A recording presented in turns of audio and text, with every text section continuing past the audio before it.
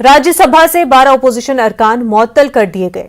कांग्रेस के 6, टीएमसी के 2, शिवसेना के 2, सीपीआई और सीपीएम के एक रुकन को मुअत्तल कर दिया गया है।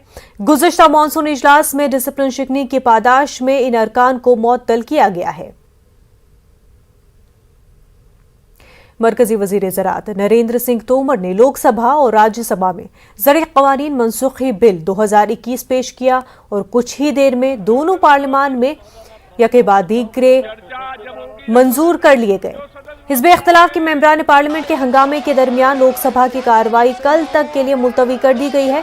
लोकसभा और राज्यसभा में ओपोजिशन लीडर ने ऐवान में बिल पर बहस का मुतालबा किया था। भारत सरकार ने पूरी संवेदनशीलता के साथ आंदोलनरत किसान संगठनों से चर्चा की और हमें दुख है कि उसके लाभ समझाने में हम सफल नहीं हुए। यह आज़ादी के अमृत महोत्सव का वर्ष है।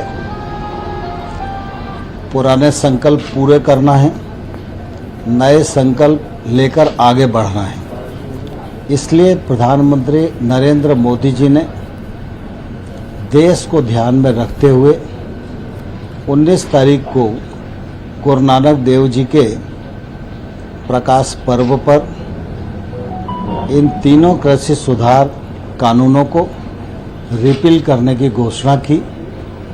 19 को घोषणा की, 24 को मंत्रिपरिषद में पारित किया और जैसा कहा था संसद के पहले दिन 29 तारीख को ही तीनों बिलों को पार्लियामेंट ने भी रिपील कर दिया है। यह प्रधानमंत्री नरेंद्र मोदी जी की कथनी और करनी की एक रूपता का परिचायक है। कांग्रेस के साबिक सदर राहुल गांधी ने बिना बहस के पार्लियामेंट के दोनों ऐवानों में ज़रिए क़वानीन के मनसूखे का बिल मंजूर किए जाने का खैर मकदम किया, लेकिन राहुल गांधी ने हुकूमत के जरिए बिल की मंजूरी के लिए अपनाए गए तरीक़ेकार पर सवाल उठाया। राहुल गांधी ने बिल पेश होने के बाद उस पर बहस नहीं कराए जाने की मजम्मत की। कहा था कि जो 3 काले कानून हैं इनको वापस लेना पड़ेगा, मगर जिस प्रकार से ये कानून रद्द किए गए बिना कोई डिस्कशन, पार्लियामेंट में इसके बारे में चर्चा नहीं होने दी, ये दिखाता है कि सरकार डिस्कशन से डरती है और दिखाता है कि सरकार जानती है कि उन्होंने गलत काम किया। ये जो किसानों के खिलाफ कानून बनाए गए, इसके पीछे किसकी शक्ति थी, कौन सी शक्ति थी, ये क्यों किए जा रहे थे, क्यों बनाए गए। डिस्कशन एमएसपी पे भी होना था और जो किसानों की समस्या है उस पे होना था। लखीमपुर खेरी और इनके जो होम मिनिस्टर हैं उन पर डिस्कशन होना था, वो तो सरकार ने होने नहीं दिया। ये जो 3 कानून थे ये किसानों पर आक्रमण था, मजदूरों पर आक्रमण था। मगर किसानों और मजदूरों की जो डिफिकल्टीज हैं, मुश्किलें हैं, वो एमएसपी, कर्जा माफी, वो लंबी लाइन है, लंबी लिस्ट है और वो अभी तक मतलब उनकी मांगे हैं और उनका हम समर्थन करते हैं। तो फिर सांसद की क्या जरूरत है, बंद कर देते हैं, बंद ही कर दो। फिर प्राइम मिनिस्टर को जो कहना है कह दें, जो कानून बनाने हैं बना दें, तो इसका क्या मतलब है, बंद ही कर लो। राहुल जी नहीं, आपने कहा कि प्रधानमंत्री ने माफी मांगी, इसका मतलब प्रधानमंत्री ने ये एक्सेप्ट किया कि उनकी गलती के कारण से 700 लोग मारे गए हैं, उनकी गलती के कारण से ये जो पूरा आंदोलन हुआ है। तो फिर अगर उन्होंने गलती एक्सेप्ट कर ली है तो फिर कॉम्पनसेशन देना तो पड़ेगा। समाजवादी पार्टी के लीडर अखिलेश यादव का कहना है कि बीजेपी ने किसानों के साथ इंसाफ नहीं किया है। ज़रिए क़वानीन की वापसी के बाद अपने रद्द-ए-अमल में अखिलेश यादव ने कहा कि बीजेपी हुकूमत का मौक़िफ़ वाज़ेह नहीं है, वो सिर्फ दिखावा कर रही है। भारतीय जनता पार्टी उनकी सरकार है और लगातार उन्होंने ये कहा कि किसानों की आय दोगुनी होगी। सरकार को ये बताना चाहिए कि आखिरकार जिस समय किसान विरोध कर रहे थे, जिस समय किसानों ने आंदोलन छेड़ा, उस समय भारतीय जनता पार्टी का क्या स्टैंड था, और आज जब भारतीय जनता पार्टी ने तीनों कानूनों को वापस ले लिया है तो वो किसानों के पक्ष में कैसे हो गया। भारतीय जनता पार्टी को कम से कम बहस के लिए बताना चाहिए कि पहले क्या खराब था या क्या अच्छा था और आज क्या खराब है जिसकी वजह से ले लिया। वहीं विपक्ष को कम से कम मौका मिलेगा अपनी बात कहने का। और 700 के लगभग शहीद हुए हैं किसान, उनके परिवार की कौन मदद करेगा। समाजवादी पार्टी ने तो तय किया है सरकार बनने पर, उत्तर प्रदेश की सरकार बनेगी तो 25 लाख रुपए से उन किसान परिवारों का सम्मान किया जाएगा। आज बहस की जरूरत है। देश जानना चाहता है कि आखिरकार भारतीय जनता पार्टी क्यों कह रही थी कि ये किसान के हक में है और वही कानून आज किसान के हक में नहीं है, इसलिए वापस ले लिया। ये भारतीय जनता पार्टी को भी किसानों को और देश को बताना चाहिए। ये भारतीय जनता पार्टी बताए कि जिन कानूनों को किसान विरोध कर रहे थे लगातार, उस समय क्या अच्छाई थी जो भारतीय जनता पार्टी बता रही थी। आज वही कानून भारतीय जनता पार्टी ने वापस ले लिए हैं और कह रहे हैं कि वो किसान के हक में वापस नहीं है। तो क्या पहले हक में था कि अभी हक में उनके। नेशनल कॉन्फ्रेंस के सदर और member parliament doctor Farooq Abdullah ने ज़रिए क़वानीन के मनसूखी के बिल के लोकसभा में मंजूर होने पर रद्द-ए-अमल का इजहार किया। उन्होंने इस सिलसिले में बहस की मांग की। उन्होंने कहा कि जम्मू कश्मीर के लोगों के दिल जीतने के लिए ज़रिए क़वानीन की तरह 370 हटाने के फैसले को भी वापस लेना होगा। We want a discussion. A discussion is important. But without discussion, they just pass bills, which is their way of doing things. They have done it. So what can I say about it? Unfortunately, it is not the parliamentary way of doing things. We have lost our moorings. Tragedy is, Parliament no longer is the same as it used to be. Today, bills are passed without any discussion, and that is why this bill has been taken back, repealed. Why was it repealed? If the government had listened to the opposition, had discussed, none of this would have happened. And 700 farmers wouldn't have died. I hope they learn lessons from this. If they want to win the people's hearts, that is the only way. They will never win the hearts of people by coercion, by force. They will never win. They will lose. And nation will have to pay a very huge price. So do you demand that these... Yes, that should also be taken up. Delhi के नायब वज़ीर आला मनीष सिसोदिया ने लोकसभा में ज़रिए क़वानीन के मनसूखे का bill मंजूर किए जाने को किसानों की जीत करार दिया। उन्होंने उम्मीद जताई कि लोकसभा और मरकजी हुकूमत किसानों को हुई परेशानी के लिए मुल्क के किसानों से माफी मांगेगी। नहीं, ये तो जैसा मैंने पहले भी कहा था, ये तो किसानों के लिए बहुत बड़ी जीत है उनकी, और देश भर के किसानों को इसके लिए बधाई। देश भर के किसान आंदोलनों को, जो आंदोलन के नेता हैं, उनको इस बात के लिए बधाई कि उन्होंने बहुत धैर्यपूर्वक 1 साल लंबा आंदोलन चलाया और देश की लोकसभा को एक कानून जो उसने पास किया था और तमाम चीज़ों को दरकिनार करके लोकसभा राज्यसभा में ज़बरदस्ती पारित किया गया था, उसको वापस लेने पर मजबूर किया। तो मैं इस आंदोलन की सफलता के लिए, इस आंदोलन की जीत के लिए किसानों को बधाई देता हूँ और उम्मीद करूँगा कि लोकसभा भी और केंद्र सरकार भी उन किसानों से माफ़ी मांगेगी जिनका कोई अपना इस आंदोलन में शहीद हुआ और जितना नुकसान हुआ है उसके लिए भी माफ़ी मांगेगी। लोकसभा में ज़रिए क़वानीन मनसूखी बिल 2021 की मंजूरी के बाद किसान लीडर राकेश टिकैत ने कहा कि किसानों का एहतजाज जारी रहेगा। वहीं उन्होंने MSP पर कानून साजी का मुतालबा भी किया। उन्होंने कहा कि एहतजाज के दौरान 700 किसान फौत हुए हैं। ये बिल करा, सुप्रीम कोर्ट ने तो ये कह दिया था भाई किसान और सरकार अपने आप कर लेगी, तो हुआ ना पार्लियामेंट। बीमारी थी उसका, बीमारी कट गई। तो आज का जश्न मनेगा कि हाँ, 750 लोग शहीद हो गए, हमारे जश्न मनाएंगे हम। 750 लोग जिसका मर्जी जो मनाता है, उनका तो धन्यवाद है। ये पूरी जो वो जाएगा उन्हीं परिवारों को जाएगा। इन्हें आज एक काम तो कर लेने दो। आज के दिन के उजाले में ये कानून लग रहा है, वापसी होने से हो जाए तो कल से फिर दूसरी बात बता देंगे। ब्रेक के बाद आपका खैर मकदम है। तीनों किसान मुखालिफ कानून की वापसी के साथ साथ अब सीएए और एनआरसी की वापसी का भी मुतालबा तेज होता जा रहा है। मारूफ समाजी कारकुन मेधा पाटकर ने न्यूज 18 से बात करते हुए कहा कि शहरियत तरमीमी कानून और सीएए को भी वापस लेना चाहिए। मारूफ समाजी कारकुन मेधा पाटकर का भी कहना है कि शहरियत तरमीमी कानून को वापस लिया जाना चाहिए। एनआरसी और सीए भी जो वापस होना चाहिए। देखिए, शाहीनों ने फिर से रास्ते पर आना चाहिए। मैं तो उनको सब जगह कह चुकी हूँ कि ये मौका है, एक राष्ट्रव्यापी आंदोलन है, व्यापक विचारधारा का है, जात और मजहब के पार गए आंदोलन है। तो आपका स्वागत है। उन्होंने हर बॉर्डर पर पहुंचना चाहिए। इंदौर की, दिल्ली के, सीलमपुर के हर जगह की महिलाओं ने जो ताकत उस समय दी।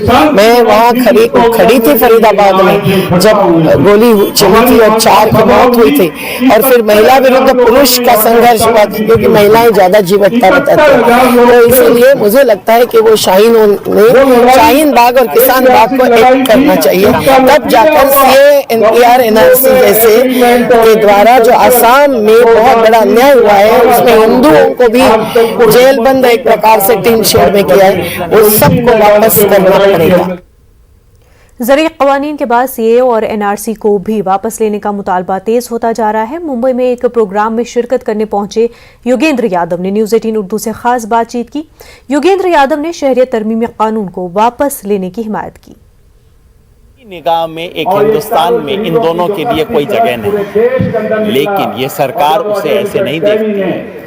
सरकार इस कानून को सिख और हिंदू के आंख से देखती है और उसको मुसलमान और हिंदू की निगाह से देखती है। इस सरकार की आंख पे सिर्फ मजहब का चश्मा है और कुछ नहीं। हर चीज में इन्हें हिंदू, मुसलमान, सिख ये वो दिखाई देता है। और चूंकि ये सरकार अभी भी आरएसएस को अभी भी गुमान है कि वो सिख को अपने साथ रख सकती है और मुसलमान के खिलाफ नफरत फैलाने में इनको कोई गुरेज नहीं है, इसलिए मुझे अफसोस है कि एक चीज तो ये मानेगी, दूसरी चीज ये नहीं मानेगी। लेकिन हर हिंदुस्तानी जो अपने आप को हिंदुस्तानी के रूप में समझता है, हिंदू, सिख, ईसाई, मुसलमान के तौर पे पहले नहीं, उसको इन दोनों का विरोध करना चाहिए। मैंने दोनों का चांदीवाल कमीशन ने मुंबई के साबिक पुलिस कमिश्नर परमबीर सिंह के खिलाफ गिरफ्तारी पर रोक लगा दी है। इससे पहले पीर को परमबीर सिंह इस इमारत में पहुंचे जहां चांदीवाल कमीशन का दफ्तर वाक़ है। कमीशन के दफ्तर पहुंचने से पहले वो डीजी होमगार्ड के दफ्तर गए। चांदीवाल कमीशन की जानिब से भत्ताखोरी केस में पूछगछ के लिए दफ्तर बुलाया गया। चांदीवाल कमीशन ने परमबीर सिंह पर जुर्माना भी आयद किया है। कमीशन ने हुक्म दिया है कि वो चीफ मिनिस्टर रिलीफ फंड में 15 रुपए जमा कराएं।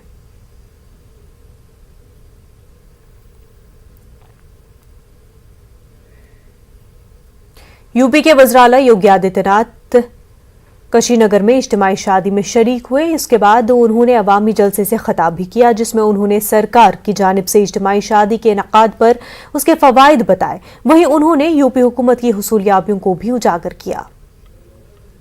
संविधान के प्रारूप को तैयार करके हर एक व्यक्ति को एक समान अधिकार दिया और उसी समान अधिकार के साथ जोड़ने के लिए आज केंद्र और प्रदेश सरकार कार्य कर रही है।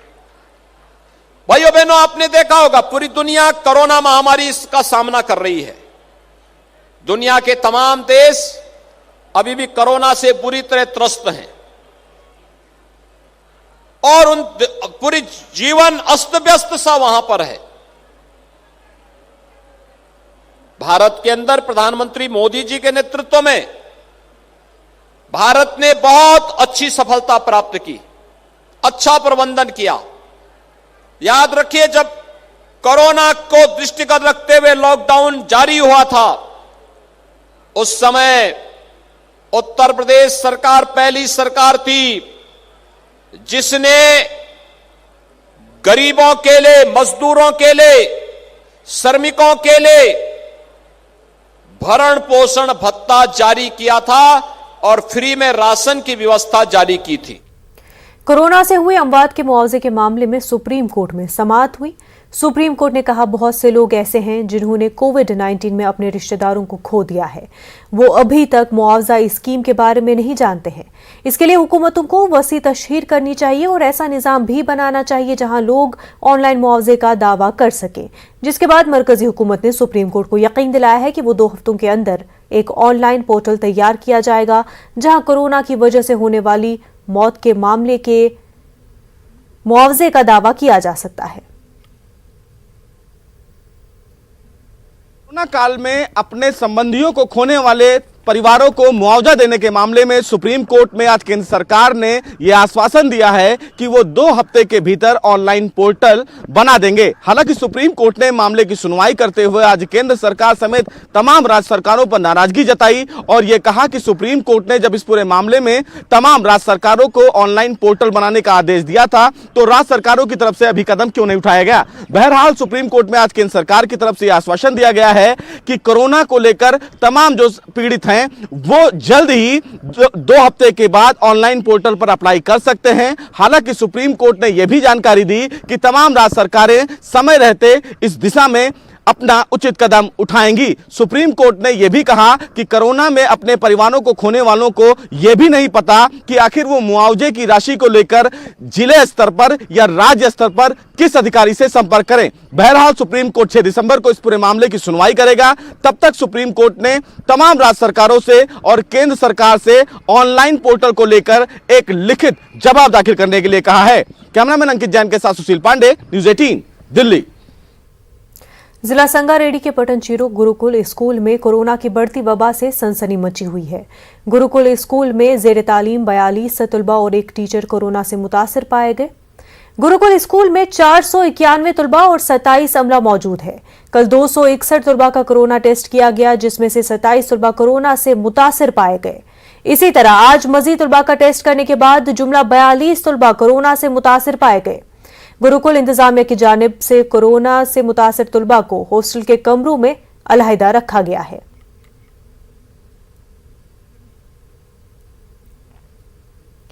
दिल्ली एनसीआर में बढ़ती फजाई आलूदगी पर सुप्रीम कोर्ट ने तशवीश का इजहार किया है। दिल्ली, पंजाब, हरियाणा और यूपी से इस सिलसिले में उठाए गए इक़दामात की तफसीली रिपोर्ट मांगी गई है। अब मामले पर 2 दिसंबर को अगली समाअत होगी। इससे कबल भी सुप्रीम कोर्ट की जानिब से सख्त रवैया अपनाने के बाद दिल्ली एनसीआर में आलूदगी को कम करने के इक़दामात पर कई फैसले लिए गए थे। 3 जजों की बेंच इस मामले की समाअत कर रही है। बेंच में CJI NV Ramana, justice DY Chandrachud और जस्टिस सूर्यकांत शामिल हैं। मेरठ में आतिशबाजी का दर्दनाक हादसा पेश आया है जिसमें 2 मासूम बच्चियों की जलने से मौत हो गई है। मेरठ के कोतवाली थाना इलाके के खंदक बाजार इलाके में एक तकरीब के दौरान घर में गैस सिलेंडर लीक होने से आग लगने का यह दर्दनाक हादसा पेश आया है जिसमें 11 दिन और 21 दिन की 2 बच्चियों की जलकर मौत हो गई। मकामी लोगों और पुलिस के मुताबिक गैस सिलेंडर में रिसाव से आग लगने के बाद घर के सभी लोग और मेहमान बाहर निकल गए, लेकिन इन दोनों बच्चियों को निकालना भूल गए और आग की लपटों में घिरकर जलने से दोनों बच्चियां हलाक हो गई। के रिसाव से आग लगी है, उसमें 2 बच्चियों की मृत्यु हुई है, अलीजा और इनास। ये बच्चियां 21 दिन की और 11 दिन की थी। उनके पिता का नाम एक जुनैद था और एक उनके बहनोई की लड़की थी। तो पुलिस टीम आई है और रेवेन्यू की भी टीम है, हम लोगों ने संज्ञान लिया है। और अभी हिंदुस्तान में हिंदू मुस्लिम का इत्तेहाद पूरी दुनिया के लिए मिसाल है। यहाँ एक साथ मंदिर और मस्जिद आबाद है। बेंगलुरु के दौरे पर आए ईरान के एक आला मजहबी रहनुमा मौलाना सईद मेहदी अलीजादे ने ये बात कही है। मौलाना के हाथों मस्जिद का इफ्तिताह अमल में आया। बेंगलुरु से 70 किलोमीटर की दूरी पर वाक़े पोतनहल्ली देहात में शिया मुसलमानों ने आलीशान मस्जिद तामीर की है। बेंगलुरु के दौरे पर आए ईरान के आलिम दीन मौलाना सैयद मेहदी अलीजादे के हाथों इस शानदार मस्जिद का इफ्तिताह अमल में आया। इस मौके पर ईरानी आलिम दीन ने कहा कि हिंदुस्तान में मुख्तलिफ मज़ाहिब के लोग मिलजुल कर रहते हैं। मंदिर, मस्जिद, चर्च, गुरुद्वारे आबाद हैं। इत्तेहाद की ये मिसाल काबिल रश्क है। कर्नाटक वक्फ बोर्ड के रुकन मौलाना अजहर हुसैन आबिदी ने कहा कि मस्जिदों को तालीमी समाजी सरगर्मियों का भी मरकज बनाया जाए। Although we see in India one thing, it's very important for me. I saw that all of the religions live with each other without any problems. That means you see Hindu, Jain, Sikhs, Muslims, all of them with each other. Here is a mosque, near it is a temple, and all of these things. मस्जिद ना फ़कत मुसलमानों की इबादत की जगह है, बल्कि मुसलमानों के सारे उमूर को जो है मस्जिद में अंजाम देना चाहिए, चाहे वो सोशल उमूर हों, चाहे इकोनॉमिक उमूर हों, चाहे पॉलिटिक्स हों। पोतनहल्ली देहात में शिया मुसलमानों के 300 घर मौजूद हैं। यहाँ के मुसलमानों ने तालीम के मैदान में नुमाया तरक्की की है। बढ़ती हुई आबादी को देखते हुए अंजुमन हैदरी के तहत गांव में मौजूद कदीम मस्जिद की तौसी का काम चंद साल कबल शुरू हुआ। तकरीबन 1 करोड़ 45 लाख रुपए की लागत से मस्जिद की तौसी अमल में आई। अब बैक वक्त यहाँ 800 मुसल्लियान नमाज अदा कर सकते हैं। यहाँ दीनी तालीम का भी नज़्म किया गया है। जब गांव में 150 घर थे, माशाअल्लाह ज़्यादा से ज़्यादा 300 घर हैं। लगभग कम यहाँ से यहाँ 70-80 इंजीनियर्स हैं। Most of them are education. मस्जिद का नाम है हुज्जतुल अस्र मस्जिद। ये तकरीबन 40 साल पुरानी मस्जिद, जो पुरानी मस्जिद थी, यहाँ पर आबादी के लिहाज से ज़रूरत थी कि इसको एक्सटेंड किया जाए। हम लोगों ने मोमिनीन के ताउन के साथ अल्हम्दुलिल्लाह इस मस्जिद को मुकम्मल किया है। यूं अपनी मोहब्बत का सिला देती है मस्जिद, अल्लाह से बंदे को मिला देती है मस्जिद। बेंगलुरु के करीब वाक़े छोटे से देहात की तस्वीर बदल चुकी है। यहाँ एक आलीशान खूबसूरत मस्जिद की तामीर अमल में आई है। मुकामी शिया मुसलमानों ने अपने ईमानी जज्बे को फ़रोग देते हुए आलीशान तरीके से मस्जिद की तामीर का काम अंजाम दिया है। कैमरामैन महेश के साथ रऊफ अहमद, न्यूज़ 18 उर्दू, बेंगलोर, पोतनहल्ली।